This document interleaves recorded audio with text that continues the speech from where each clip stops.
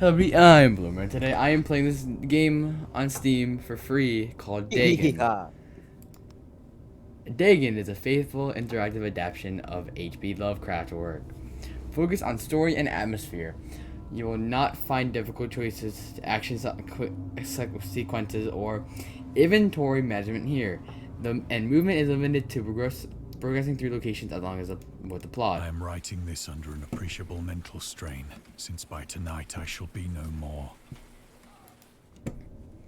During the game, you'll encounter interactive elements. Some of them will allow you to continue your journey.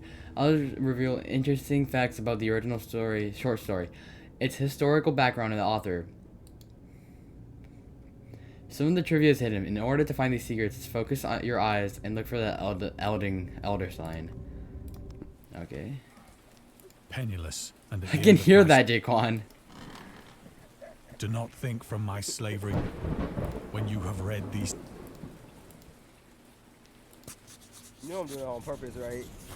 Whatever. It was in one of the most open and least frequented parts of the broad Pacific that the packet of which I was supercargo fell a victim to the German sea raider. The Great War was then at its very beginning, and the ocean forces of the Hun had not completely sunk to their later degradation.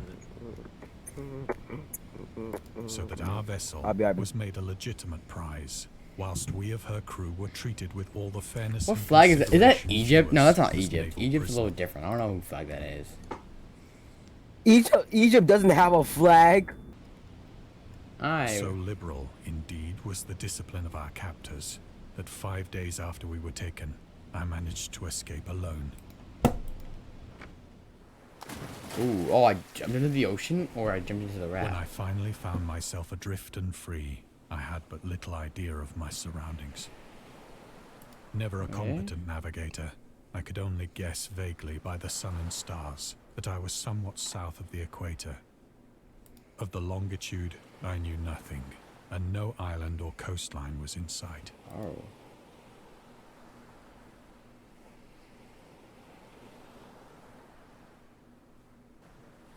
Pretty laid back and stuff, you know?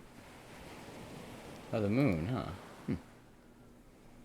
The weather kept fair, and for uncounted days I drifted aimlessly beneath the scorching sun, waiting either for some passing ship or to be cast on the shores of some habitable land. Or you can zoom in.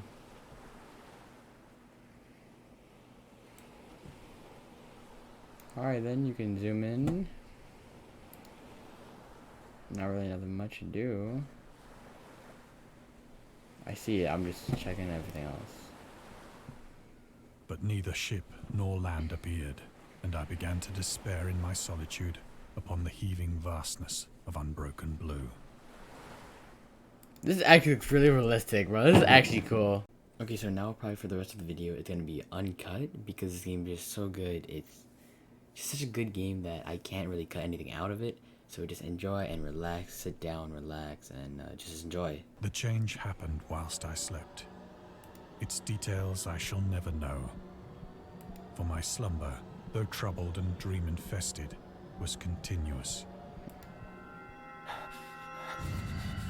What the fridge?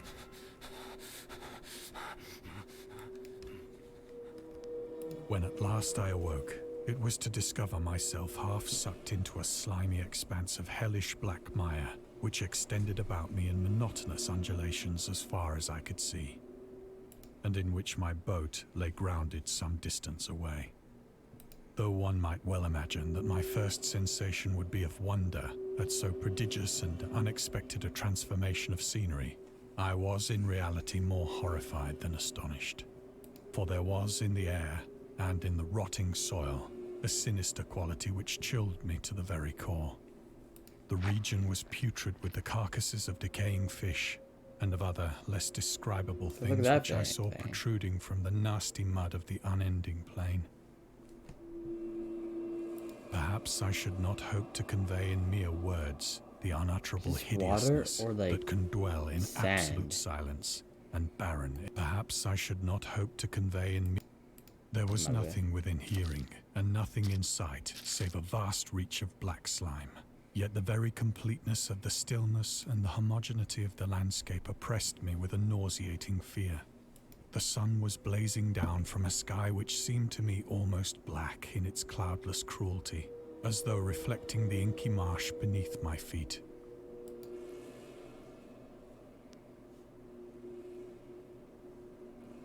Alright then, this is cool. Ew, the noises, bro. As I crawled into the stranded boat, I realized that only one theory could explain my position. Through some unprecedented volcanic upheaval, a portion of the ocean floor must have been thrown to the surface, exposing regions for which innumerable millions of years had lain hidden under unfathomable watery depths. So great was the extent of the new land which had risen beneath me, that so great was the Fish, extent, oh my god. nor were there any seafowl to prey upon the dead things. Wait, are you gonna eat the fish, really? Are you serious right now, bro? Jake's not the For fish. several hours I sat thinking or brooding in the boat, which lay upon its side and afforded a slight shade as the sun moved across the heavens.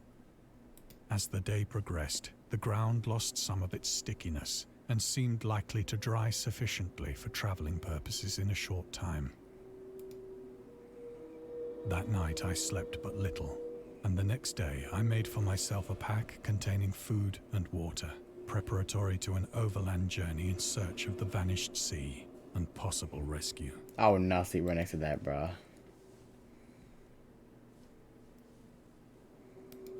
In fact, I wouldn't either. On the third morning, I found the soil dry enough to walk upon with ease.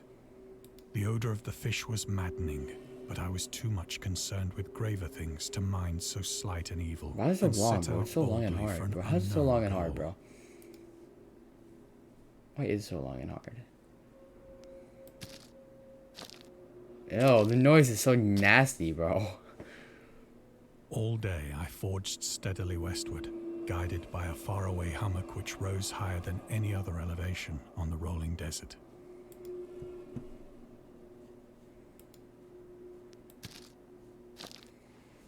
Alright then. A whole whale and some crabs, I think. Dang. That night, I encamped, and on the following day still traveled toward the hummock, though that object seemed scarcely nearer than when I had first espied it.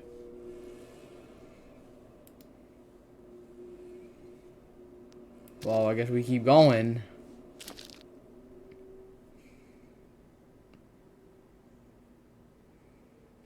By the fourth evening, I attained the base of the mound, which turned out to be much higher than it had appeared from a distance. An intervening valley setting it out in sharper relief from the general surface. Too weary to ascend, I slept in the shadow of the hill. I know not why my dreams were so wild that night. But ere the waning and fantastically gibbous moon had risen far above the eastern plain, I was getting like Fortnite. I was awake in a cold perspiration, determined to sleep no more. Are you so emo sounding? Such visions as I had experienced. I'm too into were this too game right much now to for me listen. to endure again. And Okay, in the glow bye. of the moon, I saw how unwise No, I hey, had bro, been to better travel give me a by kiss. day. Without the glare of the parching sun, my journey would have cost me less energy. Indeed, I now felt quite able to perform the Are you eating a ascent Sprite which right now, had bro? begun at sunset. Am I eating a Sprite? Nah, bro, it's actually Picking up eating my Sprite. pack, I started for the crest of the eminence. There, okay. I have said that the unbroken monotony of the rolling plain was a source of vague horror to me. But I think my horror was greater when I gained the summit of the mound and looked down the other side into an immeasurable pit or canyon, whose black recesses the moon had not yet soared high enough to illumine. I felt myself on the edge of the world, peering over the rim into a fathomless chaos of eternal night. Through my terror ran curious reminiscences of Paradise Lost, and of Satan's hideous climb through the unfashioned realms of darkness. As the moon climbed higher in the sky, I began to see that the slopes of the valley were not quite so perpendicular as I had imagined. Ledges You jump down? and outcroppings of rock afforded fairly easy footholds for a descent. Whilst after a drop of only a few hundred feet, the declivity became very gradual. Don't tell me you went down. Bro went down. Oh my god.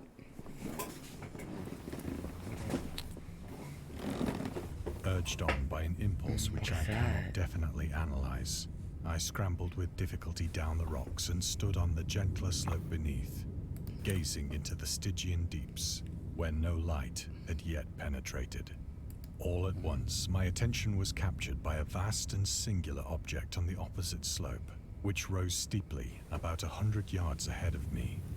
An object that gleamed whitely in the newly bestowed rays of the ascending moon. Are you going to that? No, we're going down there. Alright. That it was merely a gigantic piece of stone, I soon assured myself. But I was conscious of a distinct impression that its contour and position Is were that- not altogether the work of nature. A closer scrutiny filled me with sensations I cannot express.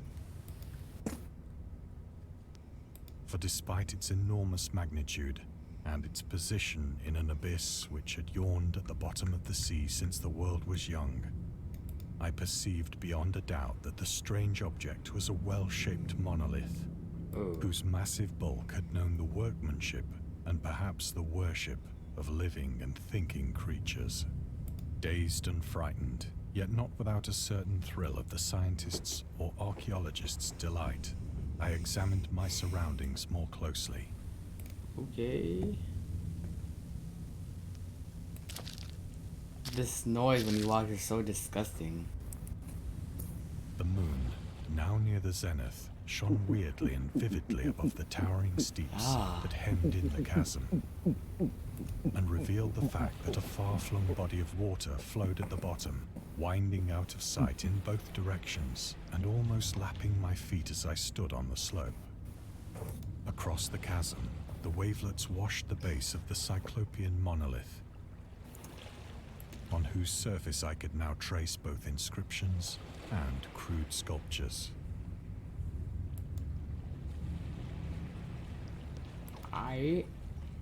The writing was in a system of hieroglyphics unknown to me, and unlike anything I'd ever seen in Am I books. flying? What happened? How am I on top of Consisting this? for the most part of conventionalized aquatic symbols such as fishes, eels, octopi, crustaceans, mollusks, whales, and the like. Several characters obviously represented marine things which are unknown to the modern world, but whose decomposing forms I had observed on the ocean-risen plain. It was the pictorial carving, however, that did most to hold me spellbound. What are those? Oh. Storytelling methods. Contains many things. Storytelling methods. Carvings at the mountain. Alright, whatever. Cool. Plainly visible across the intervening water, on account of their enormous size, were an array of bas-reliefs whose subjects would have excited. I think that these things were supposed to depict men, at least a certain sort of Men! though the creatures were shown disporting like fishes in the waters of some marine grotto, or paying homage at some monolithic shrine. This is the which thing. This appeared is to be the under thing the I'm at. waves as well. That is. These are men. Of their faces and forms I dare not speak in detail, for the mere remembrance makes me grow faint.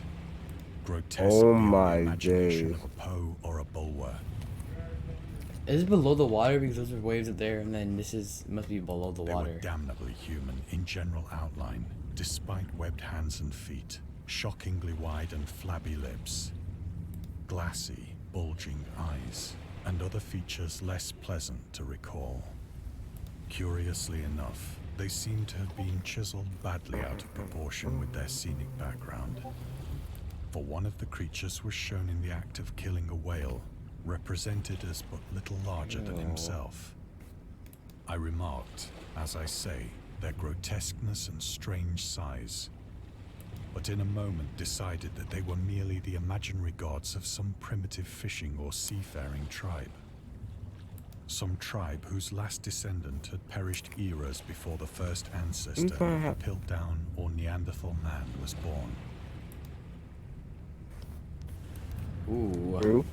Awestruck at this unexpected glimpse into a past beyond the conception of the most daring anthropologist, I stood musing whilst the moon cast queer reflections on the silent channel before me. Bro, what?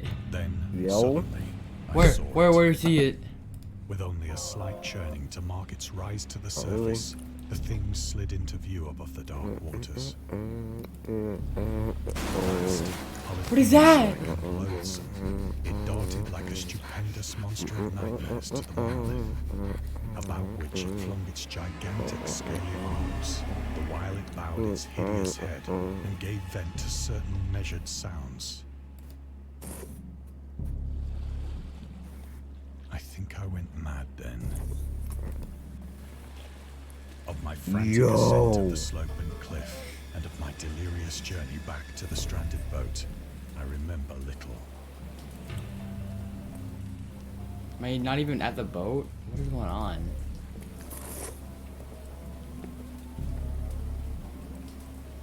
I believe I sang a great deal and laughed oddly when I was unable to sing. Go.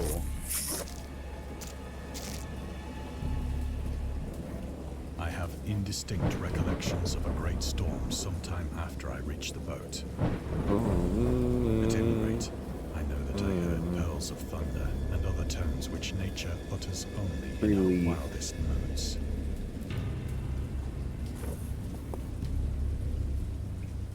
And okay.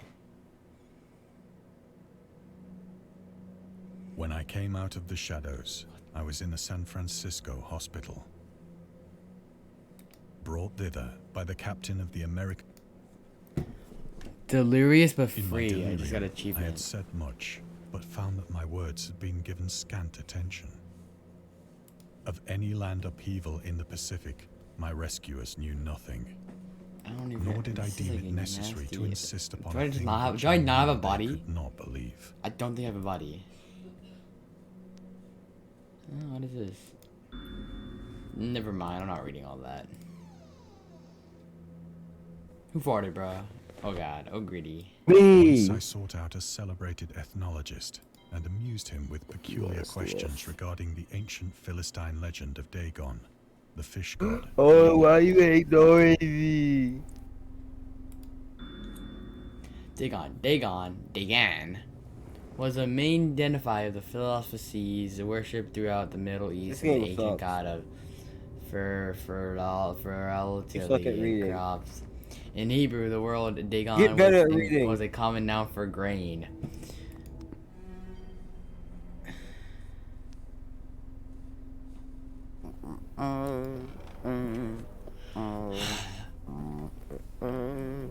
But soon perceiving that he was hopelessly conventional, I did.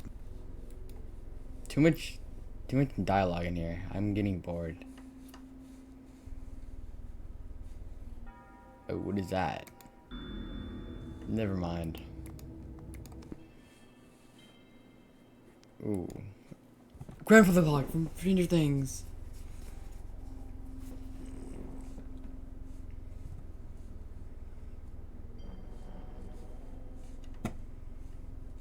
Okay. Boom. Shakalaka go over there, you know. Oh. It is at night, especially when the moon is gibbous and waning, that I see the thing. I tried morphine, but the drug has given only transient surcease and has drawn me into its clutches as a hopeless slave. So now I am to end it all, having written a full account for the information. Bro, when I of the kill myself? contemptuous Don't amusement do of my more like fellow that. men. Lovecraft on tobacco and alcohol. No one cares.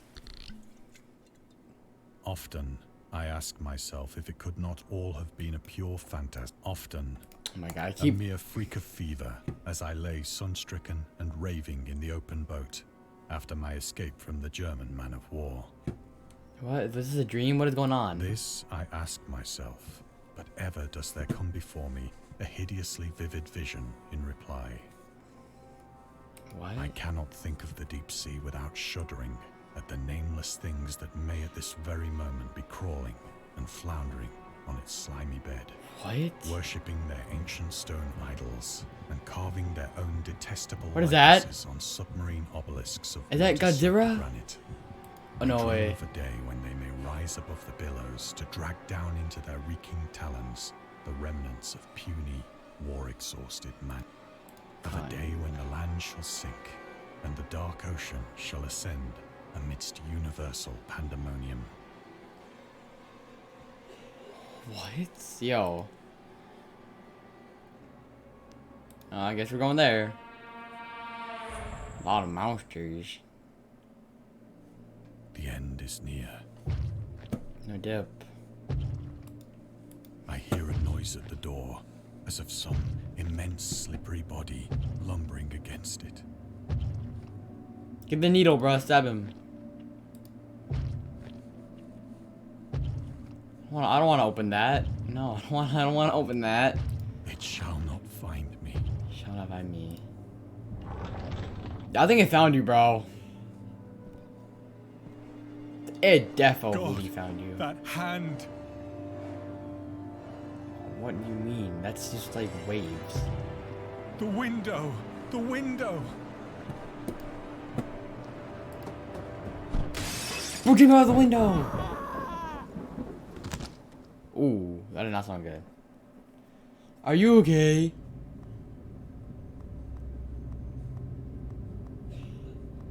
He died. He jumped out of the window. Okay, guys, that was Dagon. Actually pretty good for a free game. That's actually really good for a free game. That's pretty good.